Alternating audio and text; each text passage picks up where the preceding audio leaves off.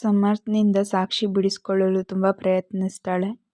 ಆದರೆ ಸಮರ್ಥ್ ಅವಳನ್ನು ಬಿಡಲು ಸಿದ್ಧನಾಗಿರಲಿಲ್ಲ. ಸಾಕ್ಷಿ ತನ್ನೆಲ್ಲ ಬಲವನ್ನು ಕೂಡಿಸಿ ಸಮರ್ಥ್ನನ್ನು ಜೋರಾಗಿ ತಳ್ತಾಳೆ. ಸಮರ್ಥ್ ಸ್ವಲ್ಪ ಹಿಂದಕ್ಕೋಗಿ ತಾನೇನು ಮಾಡ್ತಿದ್ದೀನಿ ಅಂತ ಅರಿವಾಗಿ ಆ ರೂಮಿಂದ ಹೊರಟೋಗ್ತಾನೆ. ಸಾಕ್ಷಿ ತುಂಬ ಭಯವಾಗುತ್ತೆ. ಇವನೊಮ್ಮೆ ಇಷ್ಟವಿಲ್ಲವೆಂದು ಮದುವೆ ಆಗ್ತಾನೆ. ಆಮೇಲೆ ಅವನ್ಯಾರೋ ನಾನು ಯಾರೋ ಅನ್ನುವಂತೆ ಮನೆಗೆ ಹೊರಟೋಗ್ತಾನೆ. ಈಗ ಸೀರೆ ಬದಲಾಯಿಸೋ ಸಮಯದಲ್ಲಿ ಬಂದು ಅಸಭ್ಯವಾಗಿ ವರ್ತಿಸ್ತಾ ಇದ್ದಾನೆ.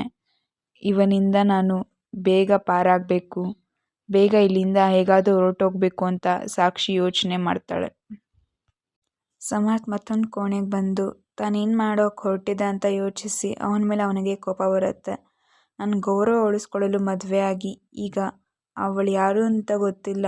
ಆದರೂ ಅವಳ ಅಂದ ನೋಡಿ ಒಂದು ನಿಮಿಷ ಏನು ಮಾಡ್ತಾ ಇದ್ದೀನಿ ಅಂತ ಗೊತ್ತಾಗ್ತಿಲ್ಲ. ಆದಷ್ಟು ಅವಳಿಂದ ದೂರ ಇರಬೇಕು. ಎಲ್ಲ ತಣ್ಣಗಾದ ಮೇಲೆ ಅವಳನ್ನು ಇಲ್ಲಿಂದ ಹೊರಗೆ ಕಳಿಸಿ ನನ್ನ ಜೀವನ ನೋಡ್ಕೊಳ್ಬೇಕು ಅಂತ ಸಮರ್ಥ್ ಯೋಚಿಸ್ತಾನೆ. ಜಗನ್ನಾಥ್ ರಾಯರು ತಮ್ಮ ಕೆಲಸದಲ್ಲಿ ಬ್ಯುಸಿಯಾಗಿರ್ತಾರೆ. ಸಮರ್ಥ್ ಬಂದು ಏನು ಮಾಡ್ತಾ ಇದ್ದೀರಾ ಅಪ್ಪ ಅಂತ ಕೇಳ್ತಾರೆ. ಆಗ ಜಗನ್ನಾಥ್ ರಾಯರು ಸಾಕ್ಷಿ ತಂದೆ ತಾಯಿಯನ್ನು ಹುಡುಕಿಸಿ ಅವರಿಗೆ ಮದುವೆ ವಿಷಯ ತಿಳಿಸಿದೆ. ನಾನೇ ಖುದ್ದಾಗಿ ಹೋಗಿ ಅವರಿಗೆ ವಿಷಯ ತಿಳಿಸಿದೆ. ತಕ್ಷಣ ಸಾಕ್ಷಿ ತಂದೆ ತಾಯಿಗಳು ಕೋಪಗೊಂಡರು. ಇನ್ನು 1 ತಿಂಗಳಲ್ಲಿ ಅವಳಿಗೆ ಬೇರೆ ಹುಡುಗನ ಜೊತೆ ಮದುವೆ ನಿಶ್ಚಯವಾಗಿತ್ತಂತೆ. ಆದರೆ ಸಾಕ್ಷಿ ತಂದೆ ತಮ್ಮ ಅಂತಸ್ತಿಗೆ ತಕ್ಕ ವರನನ್ನು ಹುಡುಕಿದ್ರು. ಸಾಕ್ಷಿ ಮದುವೆ ಬಗ್ಗೆ ತಿಳಿದು ಅವಳಿಗೆ ಹಣ ಅಂತಸ್ತು ಮುಖ್ಯ, ಅದಕ್ಕಾಗಿ ಯಾವನ ಜೊತೆಯೂ ಓಡಿ ಹೋಗಿ ಮದುವೆ ಆಗಿದ್ದಾಳೆ. ಇನ್ಮೇಲೆ ಅವಳು ನನ್ನ ಮಗಳಲ್ಲ, ಎಂದಿಗೂ ಅವಳನ್ನು ನನ್ನ ಮನೆಯ ಬಳಿ ಸೇರಿಸುವುದಿಲ್ಲ ಎಂದು ಖಡಾಖಂಡಿತವಾಗಿ ಹೇಳಿಬಿಟ್ರು ಅಂತ ಸಾಕ್ಷಿ ತಂದೆ ಹೇಳಿಬಿಟ್ರು ಅಂತ ಜಗನ್ನಾಥ್ ರಾಯರು ಸಮರ್ಥ್ಗೆ ಹೇಳುತ್ತಿದ್ದಾಗ ಸಾಕ್ಷಿ ಕೂಡ ಅಲ್ಲಿ ಬಂದು ವಿಷಯವನ್ನು ಕೇಳಿಸ್ಕೊತಾಳೆ. ಸಾಕ್ಷಿ ಜೋರಾಗಿ ಅಳೋಕ್ಕೆ ಶುರು ಮಾಡ್ತಾಳೆ. ನಾನು ಯಾವ ತಪ್ಪು ಮಾಡಿದೆ? ಯಾಕೆ ನನಗೆ ಶಿಕ್ಷೆ? ಎಲ್ಲರೂ ನನ್ನನ್ನು ತಪ್ಪಾಗಿ ತಿಳಿದುಕೊಳ್ತಾ ಇದ್ದಾರೆ. ಈ ಶ್ರೀಮಂತ ಜನರಿಗೆ ಮದುವೆ ಅಂದರೆ ಆಡಂಬರವಷ್ಟೇ, ಆದರೆ ನಮಗೆ ಮದುವೆ ಅಂದರೆ ಜೀವನ ಪೂರ್ತಿ ಒಬ್ಬರನ್ನೊಬ್ಬರನ್ನು ಪ್ರೀತಿಸಿಕೊಂಡು ಒಬ್ಬರಿಗೊಬ್ಬರು ಶರಣಾಗುವುದು. ನನಗೆ ಈ ಮದುವೆಯಾದ ವ್ಯಕ್ತಿಯ ಹೆಸರು ಕೂಡ ಗೊತ್ತಿಲ್ಲ. ಅವನನ್ನು ಪ್ರೀತಿಸುವುದು ನನ್ನ ಕೈಯಲ್ಲಿ ಸಾಧ್ಯವಿಲ್ಲ.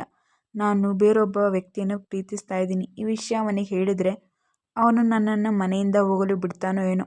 ಒಮ್ಮೆ ಕೇಳಿಬಿಡ್ತೀನಿ.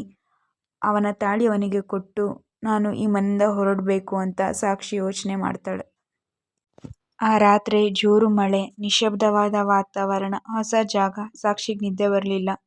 ಸಾಕ್ಷಿಗೆ ಮಾತ್ರವಲ್ಲ, ಆ ಮನೆಯಲ್ಲಿದ್ದ ಯಾರಿಗೂ ನಿದ್ದೆ ಬರಲಿಲ್ಲ. ಯಾಕಂದರೆ ಈ ಮದುವೆ ವಿಷಯದಿಂದ ಮತ್ತು ಸಾಕ್ಷಿ ಬಂದ ಮೇಲೆ ಸಮರ್ಥ್ನ ವರ್ತನೆ ನೆನೆದು ಅವನಿಗೆ ನಾಚಿಕೆ ಆಯಿತು. ನಾನು ಎಂದೂ ಹೀಗೆ ಇರಲಿಲ್ಲ, ಯಾವ ಹೆಣ್ಣನ್ನು ನೋಡ್ತಿರಲಿಲ್ಲ, ನಾನು ಯಾಕೆ ಹೀಗೆ ಮಾಡಿದೆ ಎಂದು ಅವನಿಗೆ ಬೇಸರವಾಯಿತು. ಅವಳು ಬಡವಳಿರಲಿ ಶ್ರೀಮಂತಳಿರಲಿ ಹೆಣ್ಣು ಅಂದರೆ ಹೆಣ್ಣಷ್ಟೇ. ಅವಳನ್ನು ಮುಟ್ಟುವ ಅಧಿಕಾರ ನನಗೆ ಯಾರು ಕೊಟ್ಟಿದ್ದಾರೆ ಅಂತ ಯೋಚಿಸ್ತಿದ್ದ. ಲಲಿತಾದೇವಿ ಅವರು ಮತ್ತು ಜಗನ್ನಾಥ್ ರಾಯರು ಮದುವೆ, ಸಾಕ್ಷಿ, ಸಮರ್ಥ್ ಈ 3 ವಿಷಯದ ಬಗ್ಗೆಯೇ ರಾತ್ರಿ ಇಡೀ ಜಗಳವಾಡಿದ್ರು. 4 ಜನ ನಿದ್ದೆ ಮಾಡಲಿಲ್ಲ.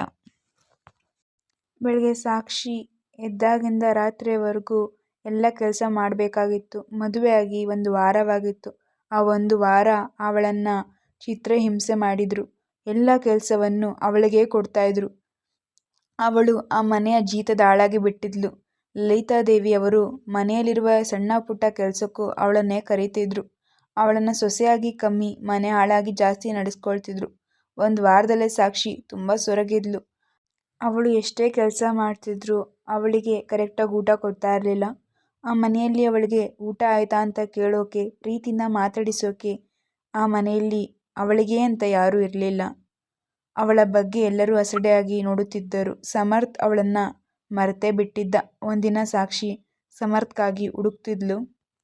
ಸಮರ್ಥ್ ಕೋಣೆಗೆ ಯಾವುದೆಂದು ಹುಡುಕಿ ಅವನ ರೂಮ್ ಡೋರ್ ಬಳಿ ನಿಂತ್ಕೊತಾಳೆ. ಸಾಕ್ಷಿ ಸರ್ ಒಳಗೆ ಬರ್ಬೋದಾ ಅಂತ ಕೇಳಿದ್ಲು. ಸಮರ್ಥ್ ಅವಳನ್ನು ನೋಡಿ ಕೋಪಗೊಂಡು ನೀನು ಯಾಕೆ ಬಂದಿದ್ಯಾ? ನನಗೆ ನಿನ್ನ ಜೊತೆ ಮಾತಾಡೋಕ್ಕೇನೂ ಇಲ್ಲ, ನಿನ್ನ ಜೊತೆ ಯಾವ ಕೆಲಸನೂ ಇಲ್ಲ, ಹೊರಗಡೆ ಹೋಗು ಅಂತ ಗದರ್ತಾನೆ. ಸಾಕ್ಷಿ ಸರ್ ನಿಮ್ಮ ಜೊತೆ 2 ನಿಮಿಷ ಮಾತಾಡಬೇಕು, ದಯವಿಟ್ಟು ಅವಕಾಶ ಮಾಡಿಕೊಡಿ ಅಂತ ಕೇಳ್ಕೊತಾಳೆ. ಏನು ಹೇಳಬೇಕೋ ಬೇಗ ಹೇಳಿ, ತೊಲಗು ಅಂತ ಸಮರ್ಥ್ ಹೇಳ್ತಾನೆ. ಸಾಕ್ಷಿ ನಡುಗುತ್ತಾ ನನಗೆ ಈ ಮದುವೆ ಇಷ್ಟ ಇಲ್ಲ, ಈ ಮನೆಯಲ್ಲಿರುವುದು ಇಷ್ಟವಿಲ್ಲ, ನಾನು ಈ ಮನೆಯಿಂದ ಹೊರಗಡೆ ಹೋಗ್ತೀನಿ, ಹೋಗಲು ಬಯಸ್ತೀನಿ ಅಂತ ಸಾಕ್ಷಿ ಹೇಳಿ ಮುಗಿಸುವಷ್ಟರಲ್ಲಿ ಸಮರ್ಥ್ ಅವಳ 2 ಕೆನ್ನೆಗೆ 2 ಏಟು ಕೊಟ್ಟಿದ್ದ.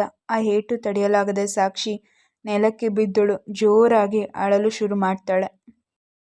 ಮನೆ ಬಿಟ್ಟು ಹೋಗ್ತೀನಿ ಅಂತ ಹೇಳ್ತೀಯಾ ಅಂತ ಅವಳ ಕತ್ತನ್ನು ಹಿಡಿದು, ಇನ್ನೊಂದ್ಸರಿ ಹೇಳಿದ್ರೆ ನಿನ್ನನ್ನು ಜೀವಂತವಾಗಿ ಬಿಡೋದಿಲ್ಲ ಅಂತ ಹೇಳಿ ಸಮರ್ಥ್ ಅವಳನ್ನ ಕತ್ತು ಬಿಟ್ಟು ಹೊರಗಡೆ ಹೋಗ್ತಾನೆ.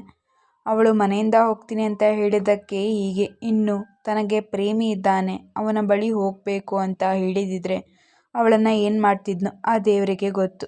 ಅವನು ಹೊಡೆದ ಏಟಿಗೆ ಸಾಕ್ಷಿ ತಲೆ ಸುತ್ತು ಬಂದು 10 ನಿಮಿಷ ಅಲ್ಲೇ ಇದ್ದು ನಂತರ ಎದ್ದು ತನ್ನ ಅಡುಗೆ ಕೆಲಸಕ್ಕೆ ಪಾಪ ಹೊರಟೋಗ್ತಾಳೆ.